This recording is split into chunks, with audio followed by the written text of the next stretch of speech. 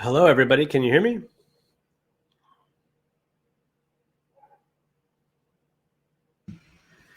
Hey, all, can you hear me? Perfect. Cool. So we have Matt Cutler here, CEO and co-founder of BlockNative. He'll be doing a talk around mastering the mempool, how understanding the inner workings of in-flight transactions unlocks new vistas for front-end and back-end devs alike. I'll let him take it from here. Thank you, and good evening, afternoon, morning, everyone, depending on where you are. I'm Matt. I'm from BlockNative, and we're going to spend the next 30 minutes or so talking about mastering the mempool.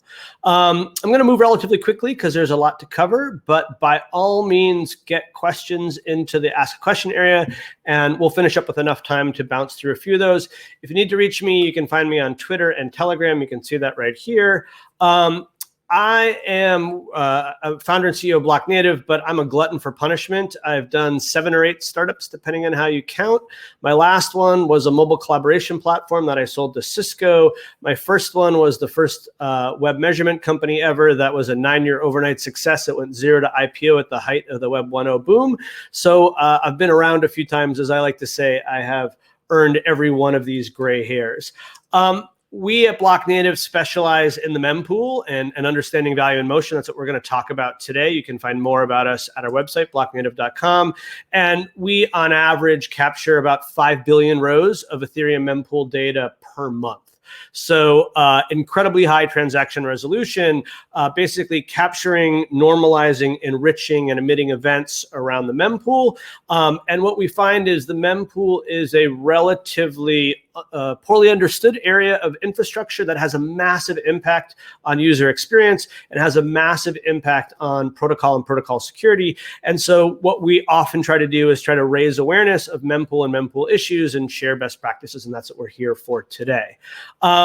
So just to level set, what is the mempool? And yes, by the way, there are different terms used by different applications in the space. So Geth calls it one thing and Parity calls it something else. We're going to refer to the mempool as the shared staging area in front of a blockchain that enables transaction ordering, fee prioritization, and general block construction.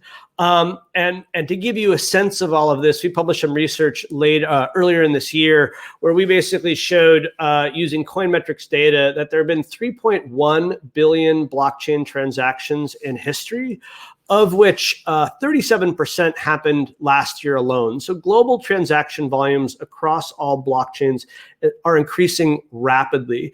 And the mempool plays a role in every single one of these. Now, to localize this a little bit to the world of DeFi, we've recently done a new investigation into this data, but focused specifically on the world of stablecoins, or as I like to say, or crypto dollars. So we're going to talk about that in a second. But what we have here is $4.6 trillion of value represented by those $3.1 billion in transactions. And every single one of them has to go through the mempool before it can go on chain. So at the end of the day, the only way to get something onto the chain is to transit the mempool, and it turns out all sorts of interesting and unexpected things can happen along the way. Now, as I mentioned briefly before, we're going to be publishing quite shortly. We haven't published this yet. This is the first time I'm ever showing this, a breakdown of stablecoin, or as I like to say, crypto dollars. And this is looking at the average transaction volume on a daily basis over the past, since 2016 by month. And what you'll notice is for each of the past 3 months, we have surpassed $1 billion in average daily transaction volume across all stablecoins. And so the dollar volume in motion here is growing significant. Obviously, stablecoins are sort of the core unit of much of DeFi. And what we're seeing is very rapid growth of transaction volume and dollar volume in this category, which just underscores how critical it is to better understand transactions as they're moving. Okay. Now, we like to say on-chain data represents value at rest, whereas mempool data represents pre-chain data. The universe of possible data that could go on-chain is in the mempool. There's no way to get on-chain before going through the mempool, and that becomes value in motion. So basically, the pre-chain data represents the information that describes transactions as the money is moving around before it has settled out, and there's a bunch of richness to that. Now, traditional transactions in the fiat world operate like clockwork. You can look at your watch, you can see what's going on with it, you can turn the watch over and see the movement. There is complexity there, but it's pretty well managed. The world of blockchain transactions run much more like check baggage, where you hand the transaction over, you cross your fingers, it goes into a world of complexity, and then you wait on the other end for it to come out. And when it does come out, you are happy with that and you do a little touchdown dance, and often it does not, right? And so this whole notion of these transactions are going somewhere, we're not really sure what's happening, and we sort of cross our fingers. When we first started at BlockNative, we thought this was something that new users would do. We actually find that this is as much for experienced users as anybody else, and we call this transaction anxiety. There are a lot of concerns out there about transactions, the nature of transactions, my transactions, their transactions, what's going on. So for instance, there's a whole bunch of questions that people ask related to their own transactions. Why is it taking so long? What does it mean to be stuck? Am I being front run? But there's also a whole bunch of questions about value in motion and transactions that relate to being a provider in this space. Like, hey, are people mounting attacks on my protocol? Is this a funny transaction? Is this a test? Is this something big? Could I use this information to get in front of some of this stuff? Hey, I'm noticing that transactions fail sometime. I don't really know why they're failing or how to predict failure.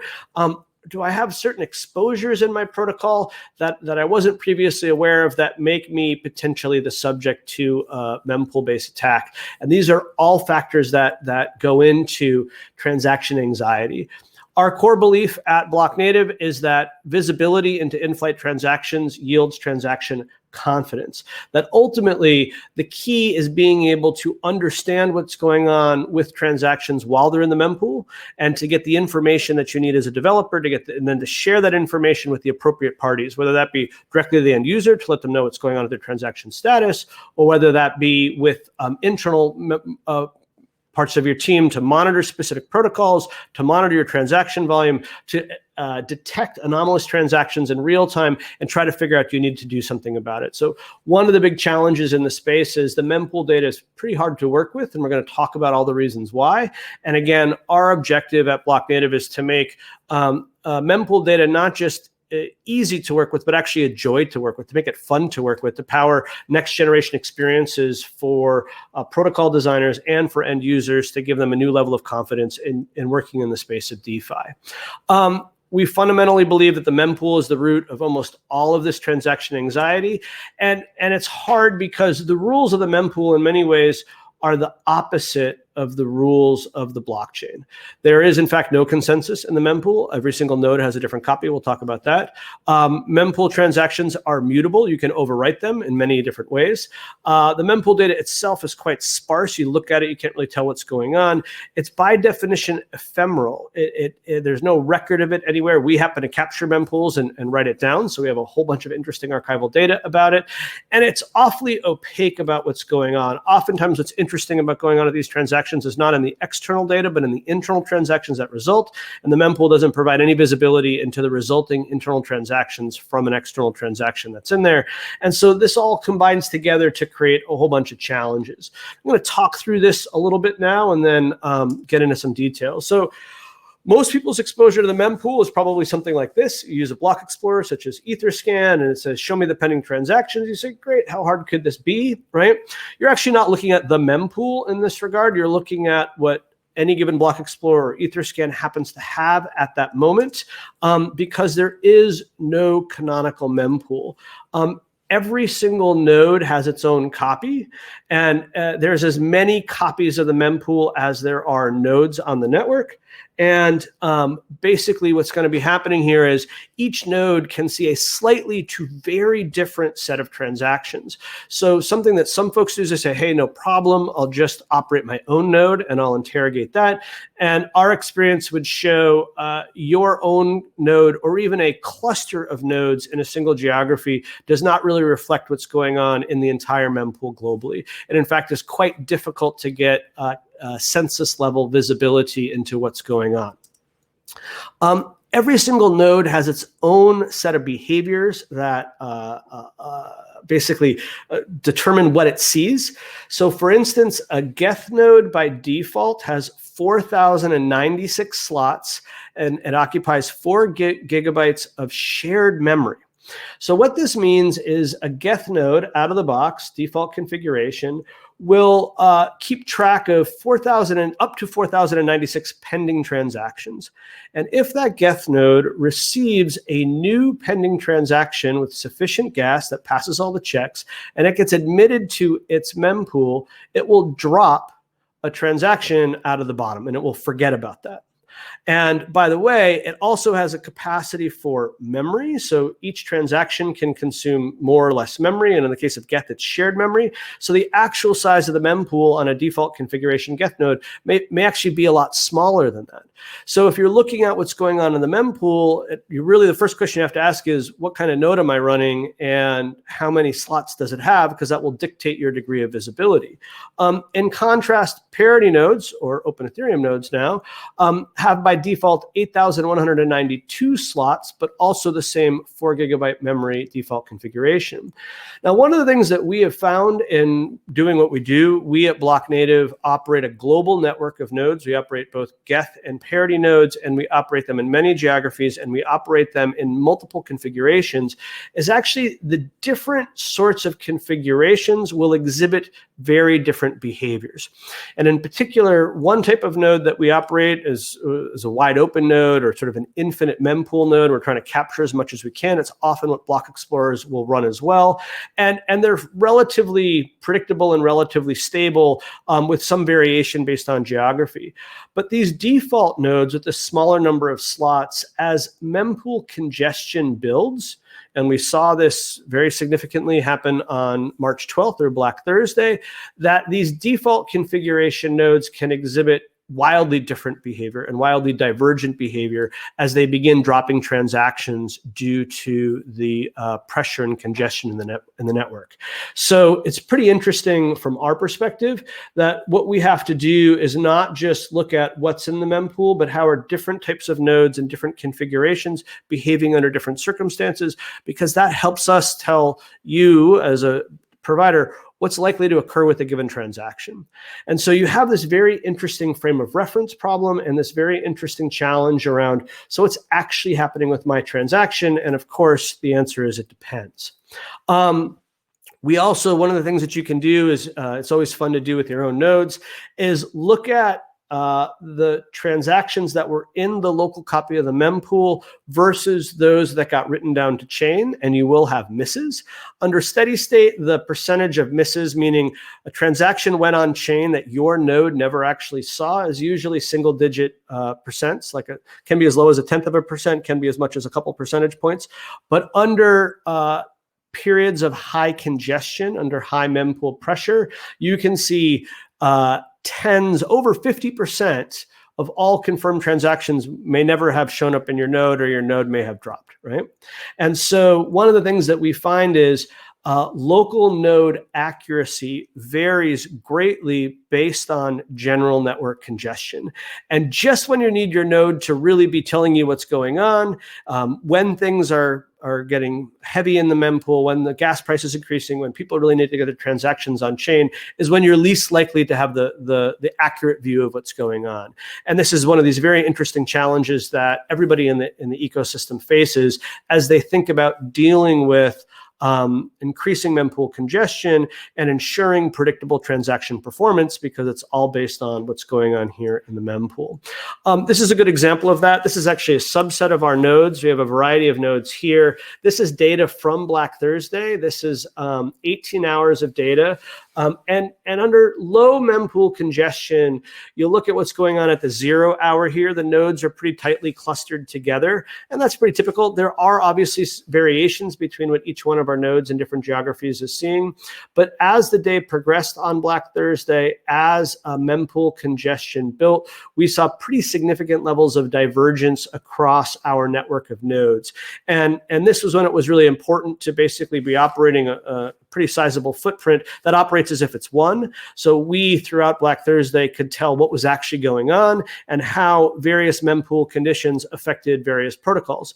And so just in general, anytime you're setting up your own node, anytime you're looking at mempool data, the first question to ask yourself is, what's overall mempool congestion? If congestion is low, you're probably going to get reasonably accurate data. If congestion is moderate to high, you may or may not get accurate data coming off of your node, because every single node under these conditions will see different sets of transactions.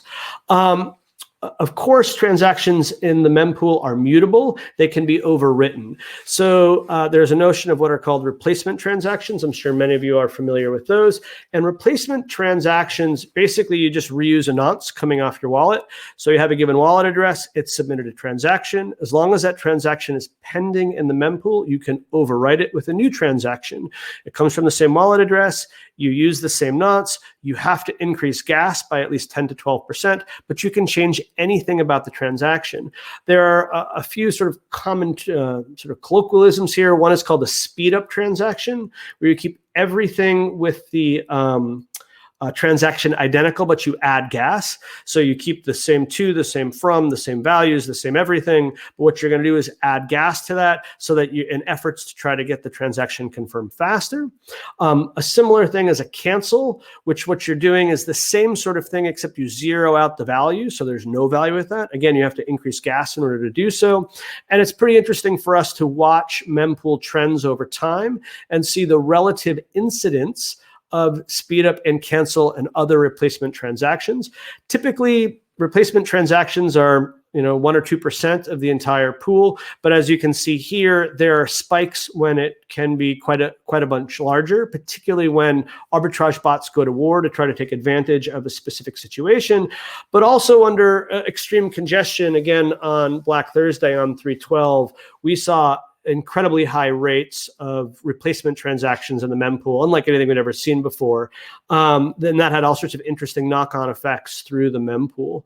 So, just like we have this core belief that once something gets written on chain, it's not going to change at all. When things get written to the mempool, quite often they do change, and you need to be able to account for that.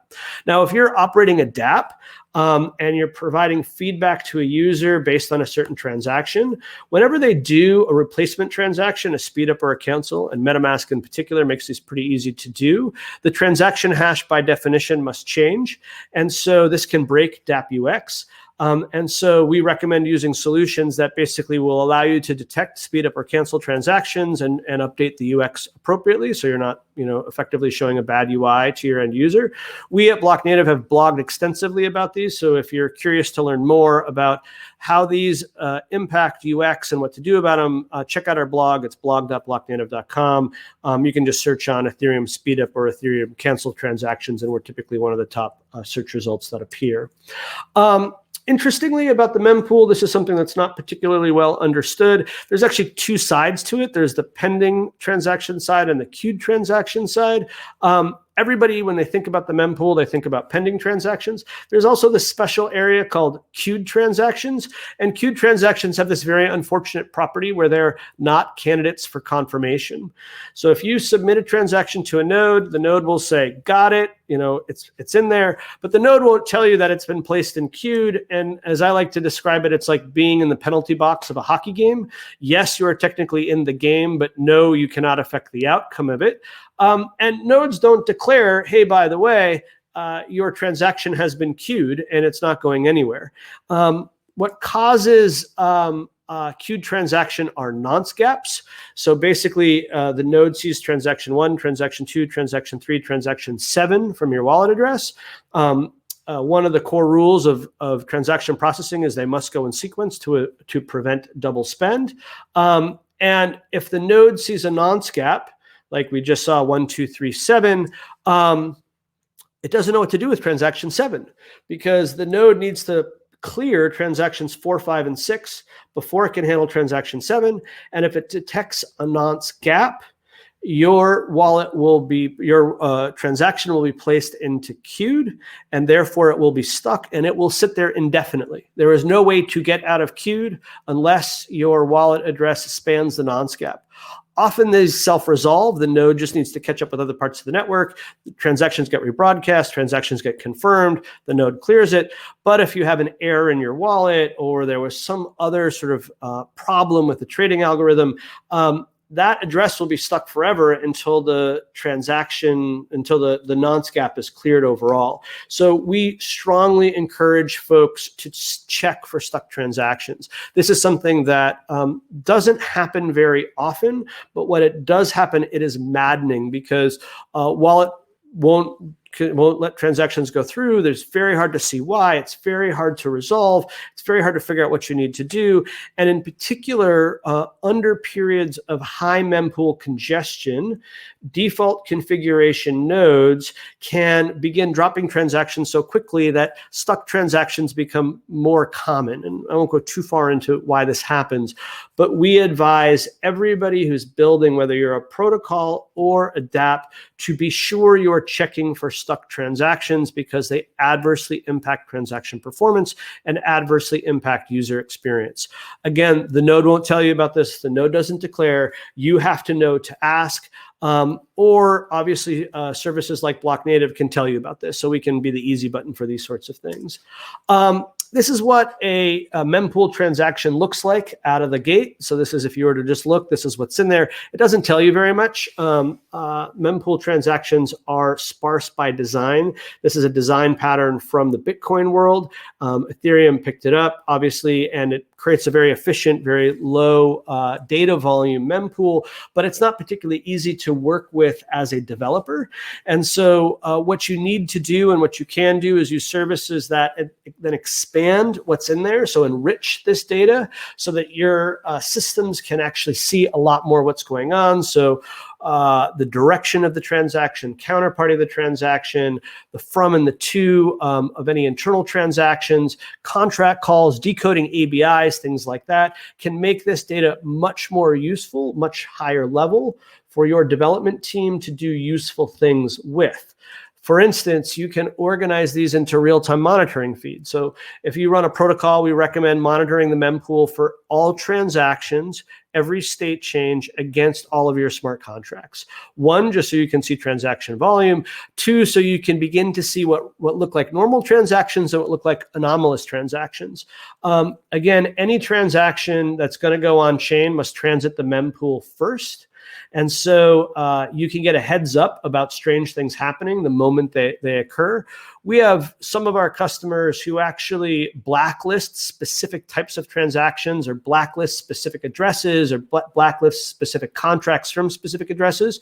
And rather than waiting for those contracts to go on chain and then blacklisting them, they detect the presence of these contracts while they're pending to be created in the mempool, and they blacklist them before they're ever confirmed. And so those sort of bad addresses or bad contracts that they don't want to have affecting their protocol get blocked before they ever go live. It's kind of like Minority Report and Department of Pre-Crime, where you can actually get in front of malicious activity and protect your protocol, protect your users, protect yourself from it because you're watching the mempool for them.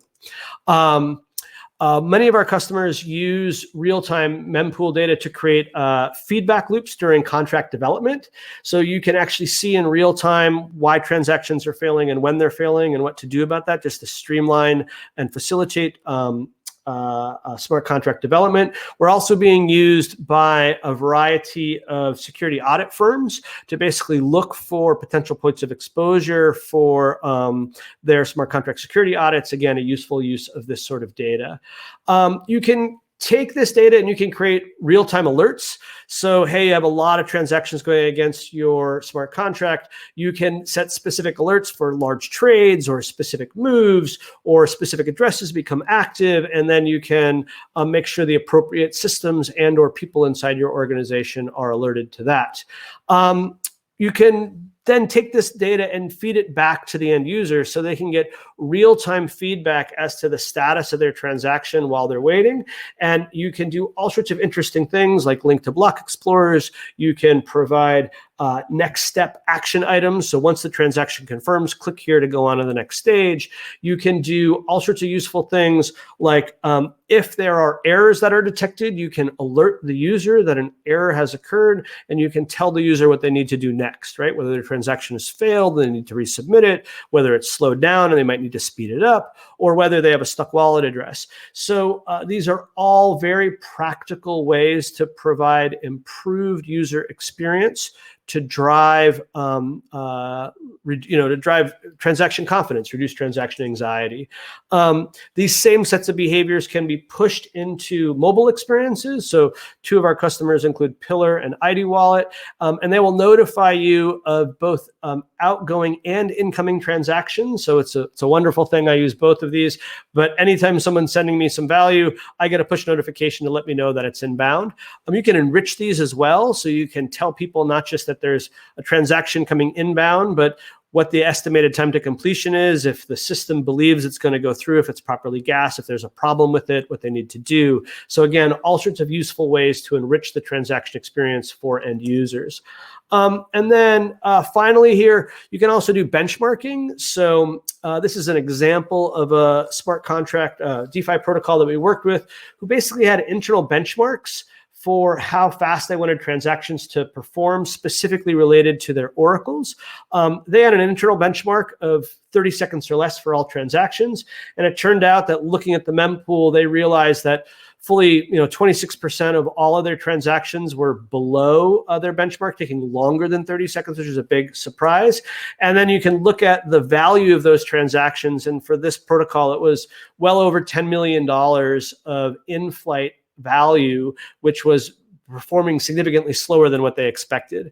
And so these are all mechanisms that you can incorporate into your protocol design, into your end user experience design, in order to ensure a predictable, reliable, resilient experience for your end users. So just in summary, key takeaways and recommendations here. In-flight transactions represent value in motion. This anxiety is holding the whole industry back, and this anxiety is rooted in mempools. You can leverage live mempool data to both build faster and improve user experience, and basically do this on both ends, both the back end as a protocol developer and on the front end as a UI developer, and basically create real-time live and engaged experiences. It doesn't need to be difficult. This is why we exist as an organization. And in fact, you can get started working with our APIs literally in like 5 minutes, no joke. Go to BlockNative, create a free account, add an API key, associate a webhook, add addresses, and boom, you'll get a live mempool data feed. And we have a bunch of tools that we're going to be releasing in the coming weeks to make this even easier to access. And that was me, Matt Cutler, Mastering the Mempool. Thank you very much for your time today. I'm going to cancel this presentation and see if we have any questions here. So I'm going to go ahead and stop sharing. And I see no questions. Oh, how do you block or blacklist contracts? Other nodes will still accept them. That's a really good question, and it really depends on the context. There are malicious contracts that we see out there that cause problems for specific nodes that have specific behaviors. And you can actually, we have a partner which is building some things into the nodes themselves to provide node level protection against malicious contracts. If you want Aaron to ping me over Telegram, I'm mcutler95. I can connect you with that partner who is doing that work. But again, just having a heads up about bad things coming down the pipe and what you can do about it, and basically even having 15 or 30 seconds of advance notice that something is coming your way can make all the difference between protecting yourself and your team and your protocol and your resources, or being front page news, getting hit by losses and subject to lawsuits. And looks like there's a bunch of questions in there in the chat, which we've posted. Okay, great. Well, thanks for the wonderful feedback, and enjoy the rest of DeFi discussions. It was a pleasure to share Master the Mempool with everybody. Thanks. Awesome. Thanks so much for the really great talk. We're going to transition now to our next session. And again, thank you.